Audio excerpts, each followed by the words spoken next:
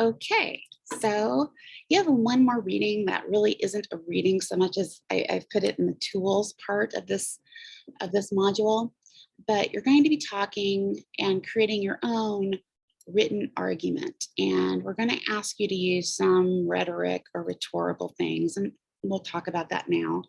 Let me share my screen. We're going to be looking at Introduction to Argument and Rhetoric. So I think when most of us hear the word argument, we're thinking of people fighting, snarling at each other, that sort of thing. But that's not really what we're talking about when we're talking about English or language use. So an argument is not a fight or a debate. When we think of argument, we might imagine a disagreement between people when, in fact, an argument may not imply discord or upset at all. An argument can be creative, productive, and even educational. It involves reasonable minds, so in other words, not people on totally opposite spectrums, reasonable minds seeking the best solution to a problem or a conflict. So an argument is a search for truth and a desire to resolve unnecessary messes. The difficulty arises in an argument in that there's always a tension between truth and persuasion. All right, so truth. I think we've kind of talked about truth before. There is objective truth. We can have things on camera. We can see exactly what happened. The problem comes in when it's our remembrance of an event or your feelings about an event. Because honestly, we filter everything, remember, through our emotional filters and our, how are we feeling today filters and what's going on in the world filters. And it can skew what we remember. Our memories are not really very good. And we know this from the fact that we've actually done like fake accidents or fake crimes in front of people and then interviewed people as to what they saw. And their eyewitness testimony ranges greatly from stuff that never happened to somewhat accurate.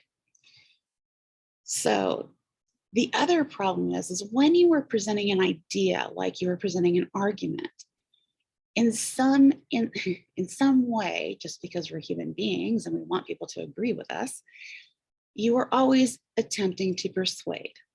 You want to convince that other person to listen to your point of view, think about your point of view, and then obviously agree with your point of view. It's not exactly how persuasion works, but it's a human nature that we want people to believe us because we're trying to be honest in what we're saying. I'm trying to be honest in what I'm saying to you guys. So I want you guys to feel that you can believe and trust what I'm saying.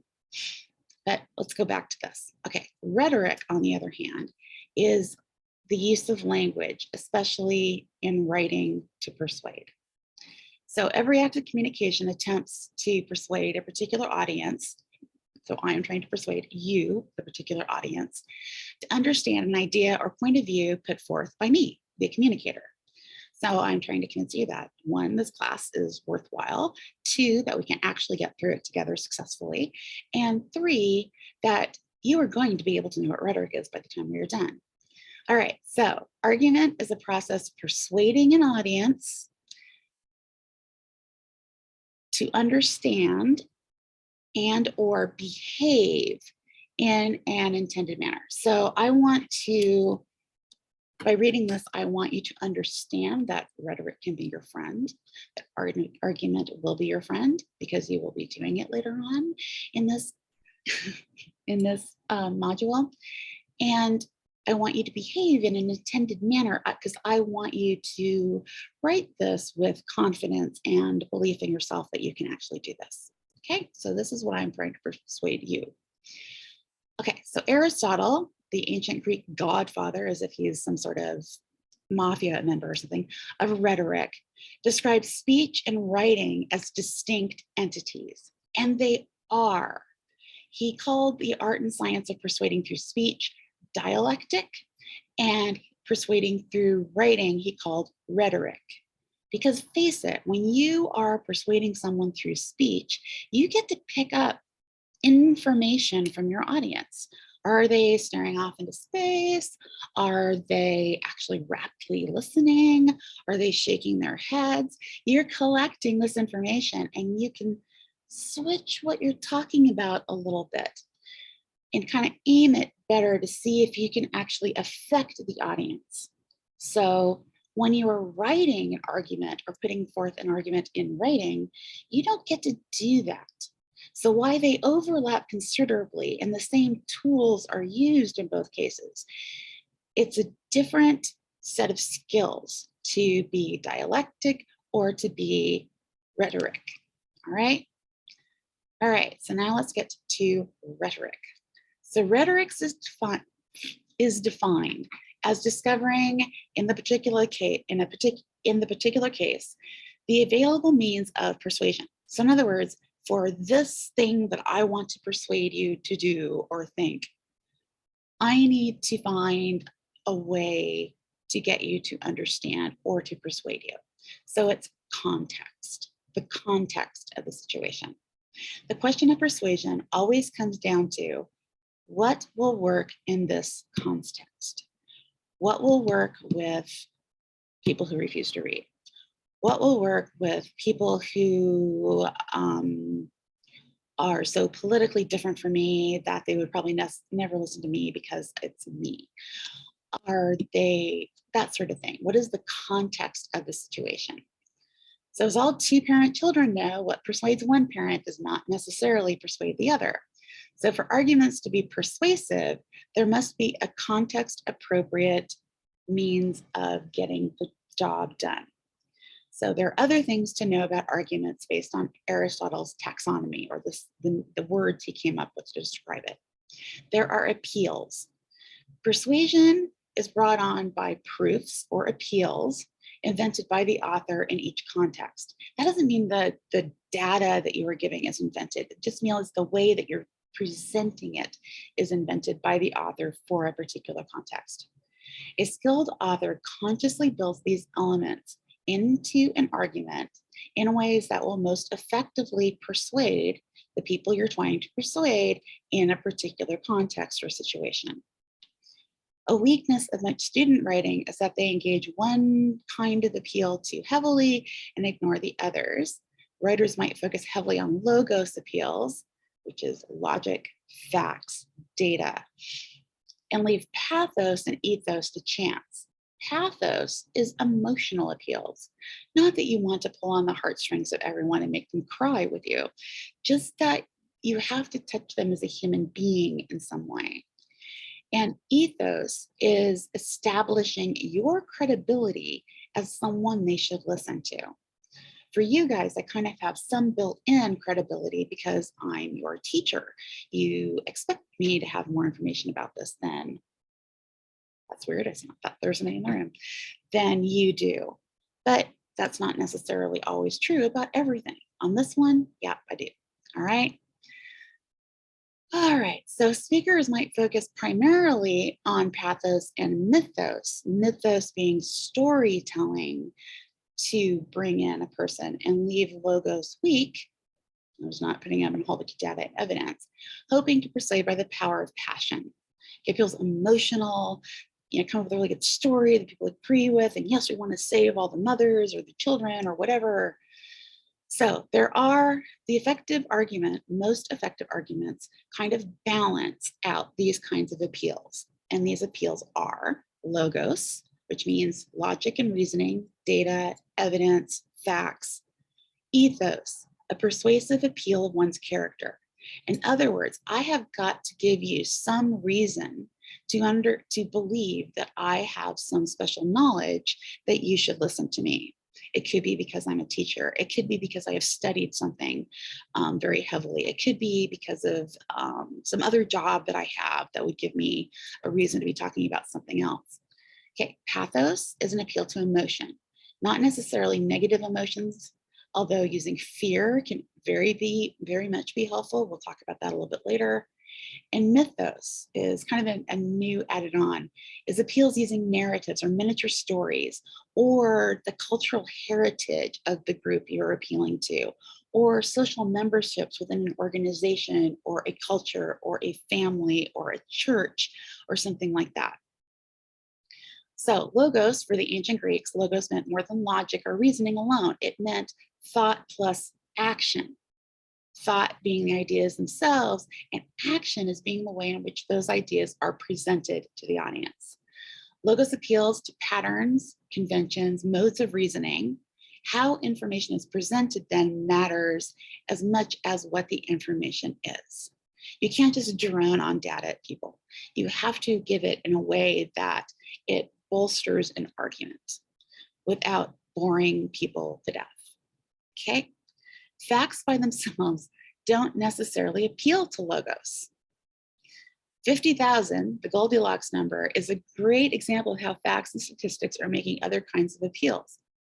So in fact, yep, if you don't know or understand what the Goldilocks number is or what's so special about 50,000, honestly, I know the Goldilocks number has something to do with how far a planet is from a sun, and that it's like a Goldilocks zone where life could appear, life like us could appear.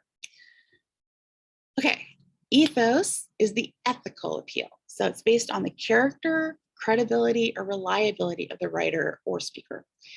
There are ways to establish good character and credibility. Use credible, reliable sources to build your argument. Cite your sources. Don't pretend it's something you knew.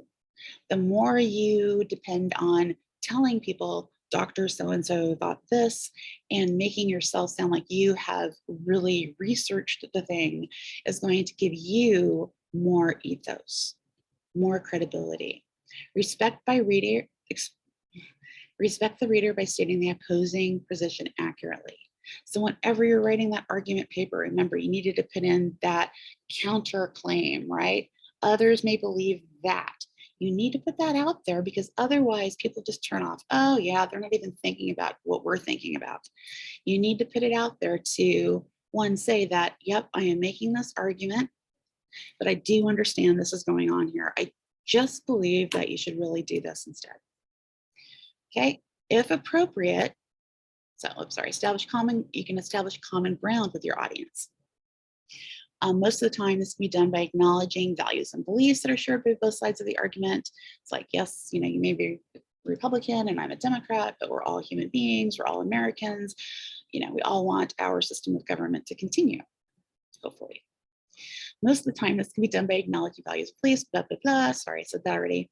Thus, mythos might help establish ethos. So narrative storytelling may actually help you establish ethos. If appropriate, discuss a personal motivation for making this argument, but only if appropriate. You don't have to be sharing your personal thoughts with us, especially if it wouldn't help. Organize your argument in a logical, easy to follow manner.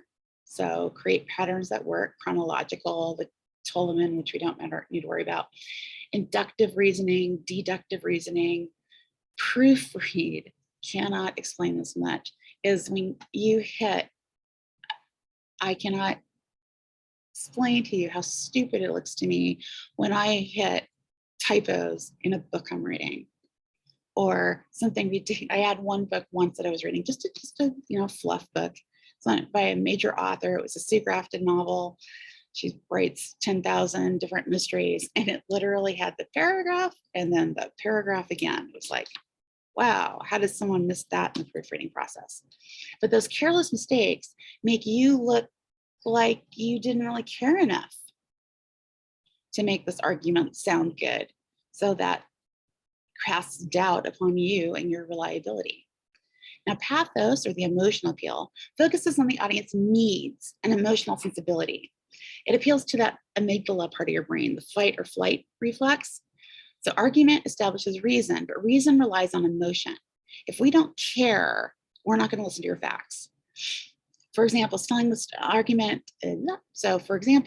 story of a single child who has been abused, stimulating the audience's feeling of empathy may be more persuasive than simply stating the number of children abused each year. You need to put that human face on those numbers, because especially numbers that are really, really large, no one can really unpack those numbers in their brain. So only use emotional appeal if it truly supports the claim you're making. Don't overuse it. Don't try to make people emotionally hooked into something. So don't use it to distract from your argument.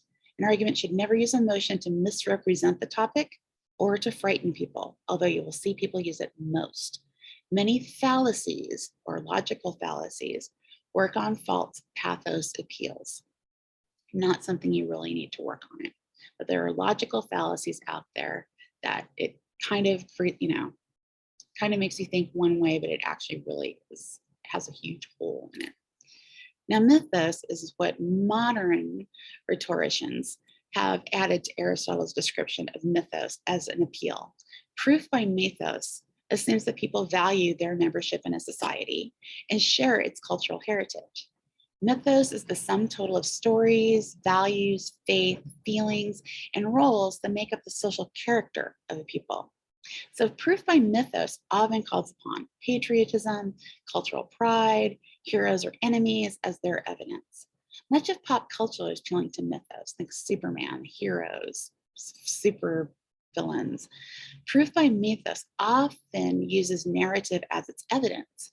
However, a story need not be repeated in full. Clear references to a story that everyone is familiar with is sufficient often to create those feelings of shared values and family kinship. The stories can involve historical, George Washington at Valley Forge, economic, Bill Gates, the great innovator, or religious values, the courage and self-sacrifice of the pilgrims. Proof by mythos urges opponents to see that as members of a society, of the same group, or citizens of a nation, they do share a common history or value, and they're not so different after all. Something we could really use today. Everyone of goodwill wants the best for both themselves and their neighbors, and we need to get people to understand that. Okay, within those rhetoric appeals, there are claims. The claim is a concise summary, stated or implied. In other words, not really said, but it's there if you read between the lines. The argument's main idea. Many arguments have more than one claim. Claims can be credibly supported through the process of argumentation or writing an argument in order to be persuasive. Aristotle noted that kinds of claims most writers or speakers make fall into one of three categories, though many scholars say there are four or more types of claims, essentially breaking these three types into smaller chunks. So it doesn't seem necessary in most cases. So these three types of claims are claims to determine the nature or quality of a thing or person or event. So evaluation, reviews, definitions, eulogies, which is a speech about people when they die. Two is claims to determine the significance of facts, past and or scientific. So forensic discussions, simply past history, and claims that further determine future actions. So recommendations, policy proposals, things like that. An assumption is an unstated opinion that is part of an argument. Nearly all arguments contain assumption. Part of the process of critical reading is uncovering assumptions. A belief, be it religious, moral, cultural, ethical, is not an argument. Neither are the personal likes or dislikes of you, the writer. These cannot be argued and should not be considered part of an argument. Doesn't matter what you like. That's why you're never in love with the side you're arguing. Just argue the side that you have more information about. Beliefs are based on certain assumptions or axioms that we need not be proved and also need not be argued. Prejudice is an uninformed opinion because it's based on insufficient or unexamined evidence. Human beings have many prejudices. However, a prejudice that persists in the face of overwhelming evidence to the contrary may suggest a person's unwillingness to search for truth and may even indicate a severe mental or emotional handicap in the inability to reason. So basically, people who believe that Black people aren't as developed as other human beings and should be back in the jungle. I'm channeling my father-in-law, sorry about that. That we know this isn't true. We know that there's no basis for race other than how much sunlight your ancestors were exposed to, which created more or less melanin in your skin, which creates what your outward physical expression of is. I mean, I'm sorry, I am white and pink as they become. It is really freaking annoying. But I get to, for some reason, get all these benefits that go around with being white in a society that loves white people. Okay, so claims, definitions from another handout. So an implicit argument is not stated outright, but rather the conclusion should be understood based on the claims, appeals, and reasonings made by the author. Okay?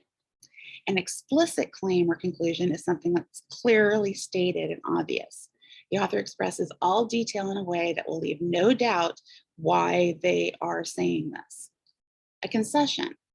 When you concede a point or say that, hey, I'm wrong, over to you, you've got it right, you are saying that you actually agree with your opponent on a particular issue. Remember, this is not a sign of weakness at all. In fact, you are straightening your ethos because you are willing to seem like a reasonable person who's willing to see more than one side of an argument. And if you seem more reasonable, your audience tends to see you as more reasonable and act more reasonable. Refutation. When you are deliberately making a direct attack on an opponent's argument. Point by point, you say you'll be refuting the argument. This is wrong because of this. This is wrong because of that. This is wrong because of this. Obviously, works well in debate. However, it does not exactly make people feel warm and fuzzy about you. Anticipating and addressing counter arguments. When making an argument, you must remain aware that there are people who do not believe what you do and will likely take exception to what you're saying. So if you can anticipate what the likely objections will be and then address them in your argument, you will likely strengthen your position. Okay, so deductive and inductive reasoning are basically two different ways of presenting an argument. Deductive reasoning begins with a generalization and progresses to a specific case. Start large, narrow it down. Inductive reasoning begins with a specific case or an observation and then progresses towards a generalization. Since the type of reasoning used determines how claims are made and supported, understanding the differences between inductive and deductive reasoning can be somewhat necessary for responding critically to written arguments. Many academic essays contain both patterns.